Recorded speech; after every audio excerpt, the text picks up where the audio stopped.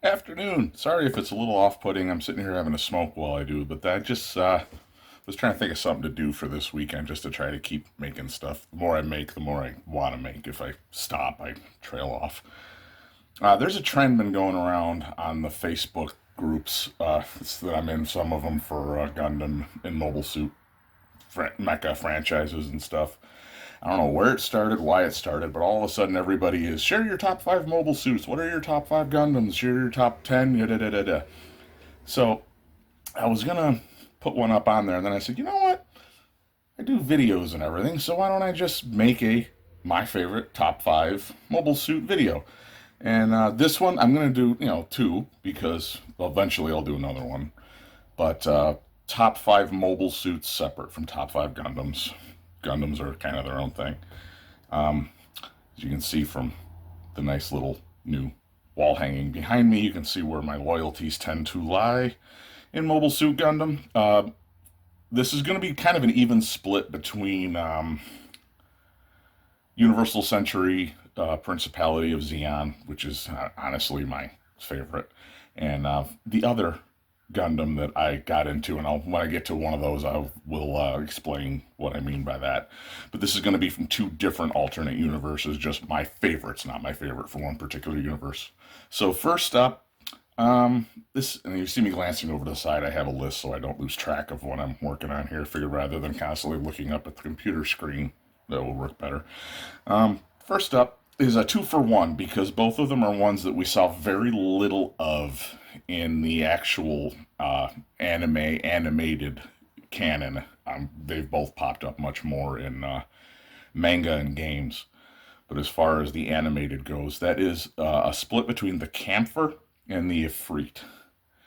Both of these are from the very end of the One-Year War, very specialized mobile suits. The Camphor, more or less being a light, fast, brawler, firepower, relatively little armor, but very fast, very hard hitting. The Ifrit, kind of similar, but being much more of like a stealth suit, where the Camphor is for flying around and, really quick, fast whipping through, as you see in maybe a little bit of the video I might put up if I can here. Whereas the Ifrit is more for getting in and, really quickly killing somebody and getting out again. If you've ever played Gundam Battle Operation 2 and you've played either of those mobile suits, I'm telling you right now, if you're not familiar, your one battle, if you played a battle in either of those suits, you saw more screen time of it than either one of them got in the entire franchise. They were just being quick, gone things. Afreet a little bit more. Some of the versions of it have popped up in some of the later stuff, but the Camphor was, I think, only ever really featured in one anime. That's 0080, The War in the Pocket. And the Ifrit, I forget where it first popped up, but I think if I remember right, a version of it pops up in Unicorn, Gundam Unicorn, which takes place about 20 years after the main One-Year War storyline. So they're there. You got to look for them, but they're not real prominent. But they are very cool mobile suits. Number four, now we're getting into the other not Mobile Suit Gundam timeline, is the Leo from Gundam Wing, which I was familiar with Gundam as a kid. I'd watched bits and pieces of it, friends that had it, somehow had picked up VHSs or DVDs of it later on. But I saw it very disjointed, bits and pieces of it, enough that I understood what was going on, the chronology, the characters and things, but the whole story, I didn't see the whole story of Mobile Suit Gundam until much later when it was on Toonami, and then I could sit down and, oh yeah, okay, this is what I missed. Now I know what was going on. But Gundam Wing came out on Toonami before Mobile Suit Gundam did. That was kind of a Bandai and Cartoon Network test to see if there was an audience in North America for this. And I will say Gundam Wing doesn't really stand up to a rewatch years later. I might do a video on that at some point. I loved it at the time. I have it on DVD. I can't rewatch it, but one of the things I do love about it, aside from the Gundams themselves, is the Leo. The Leo is this mass-produced, relatively simple but very, very customizable, modifiable grunt mobile suit as used by the bad guys in Gundam Wing. That is Oz, the organization of the Zodiac. And the thing I like with the Leo is even though it's basically cannon fodder in the series, in the hands of a good pilot or with good tactics, even to the Gundams, it can still be a threat. Much like a couple of my later entries we'll get into. But it's a really cool design. It's very utilitarian, very grunt. It is obviously made to be a mass produced, easily pilotable, easily customizable mobile suit. It is not a one off prototype thing like you could say the Camphor and the Ifrit I talked about before are. The Leo is cool. It's one of those. It's the grunt, the for everybody's use. It's again, I hate to keep using the analogy of tanks, but it's the Sherman or the Panzer IV. It's not the Panther or the M26. It's the T-34, not the Stalin. It's just this mass-produced. Throw people in it, give them basic training, off they go. They can fight with it. That transitions into my number three, which is the Tall Geese, which is, if you're familiar with Gundam Wing, is the big antagonist suit in that fights the Gundams. But the Tall Geese is also the prototype for the Leo, whereas the Tall Geese was made to basically be a dueling suit. It's massively powerful, heavily armed, and everything else. It can use a lot of the same weapons they end up using in the Leo, but with much, much more power. To the extent that the first time in the canon we see a pilot flying at Zex Marquis, he suffers a heart attack from the G forces and the acceleration of this thing. Eventually, he figures out how to use it without killing himself. And the second guy we see fly it does kill himself with it. So it's a badass suit. It's also just as a personal one reason I like it even more than that. My favorite character in Gundam Wing, the one that if you see the name I'm using in YouTube here, if you look over in the corner, although I guess when it flips it'll be over here. But either way, when you see the name there, should give you a bit of a clue. My favorite character is Trace Kushranada, and he pilots the Tall Geese 2, which is this beautifully repainted blue and white version of what is before that just the plain white suit. Not going to get into the Tall Geese 3 and the Flugel and all this crap that's appeared in the manga and the Endless Waltz. I consider Endless Waltz. We don't talk about Endless Waltz. Endless Waltz is one of those things that it's there, but let's just forget that happened. Anyway, going on to number two. Again, if you've seen some of the stuff I've talked about, and if you're somebody who knows me through social media and things, should be no surprise. My number two is the goof. And I know in the anime a lot of the time it's pronounced as the goof, but I refuse to say it like that. Gouf, goof. This thing from its first introduction in 1979, 1980 in the original Mobile Suit Gundam, which admittedly was a bit of a chunky looking, not very well drawn design, it's basically an upgraded Zaku specially attuned for ground combat. Plus, that beautiful blue paint job.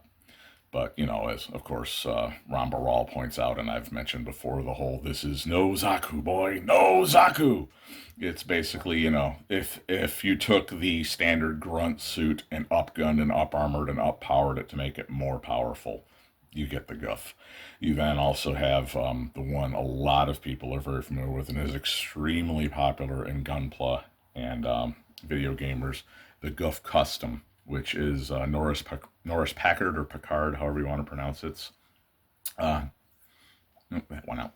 His personal suit from the '08 MS team, which is basically, it's in the canon, it is, whereas the original Guff had the machine gun hand and all that, machine guns in the fingers and stuff, which is kind of goofy. This takes it away, gives it a normal manipulator hand, and replaces the firepower with a 3-barrel gun on the wrist underneath the shield, which then can have clamped onto it this massive 75 millimeter Gatling gun. Not massive in caliber, but massive in terms of size. It is a badass suit, even down to the not really canon version of it we got in Gundam Thunderbolt. which is this really cool, like high mobility version of it. And of course, the beautifully rendered version of it we see in Requiem for Vengeance. The Guff is awesome. It is a great suit. It is one of those that you could kind of say that, if they developed it earlier and put it into mass production in terms of the canon, it might have made a difference in the war, but too little, too late. Not really, enough numbers to make a difference in the war. In an individual battle or an individual campaign, it might turn the tide, but not enough to save Xeon.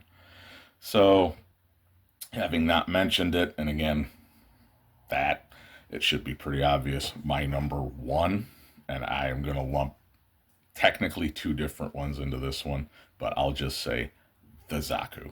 You cannot go wrong with the Zaku. Just from that iconic introduction of the mono eye design to its beautiful two-tone paint job, that spiky shoulder pauldron and the armor on the other side, it's just an awesome, awesome suit. And to use a slightly different analogy from what I usually use referring to these things like their tanks, another way to look at it is if you look at the Zaku being, the mass produced, what a lot of people were using during the course of the war for this faction, to put it into historical. The Zaku is the Messerschmitt 109. The Zaku 1 is your earlier models like the Emil and things like that, which were good, but as the war really got going, not quite good enough. Your Zaku 2 is your BF 109F and G. You're much more powerful, but more combat capable in terms of what they were up against at the time, more modifiable, things like that. And by that same token, since you could say, since the Guff is an upgrade of the Zaku, you could almost look at the Guff as a BF 109 G6R6 or something like that. Essentially the same mechanically, bigger, more powerful engine, and more firepower in the case of the R6 with the underwing gondolas. But the Zaku is it is the poster boy of Mecha. Everybody, even if you don't know Mobile Suit Gundam, don't know anything about it other than it is a thing and Gundam is a thing, you might not know what it is, but you recognize a Zaku. When you see it, you know that this is something from one of those old Japanese anime mecha stompy robot things. Everybody knows the Zaku, and there are so many variants of it. Honestly, probably to sell more gunpla kits for people to buy and build.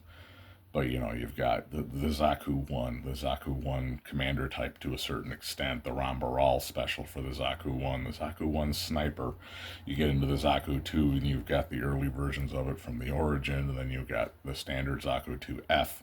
You've got the Zaku 2 high mobility type. You've got the Zaku 2.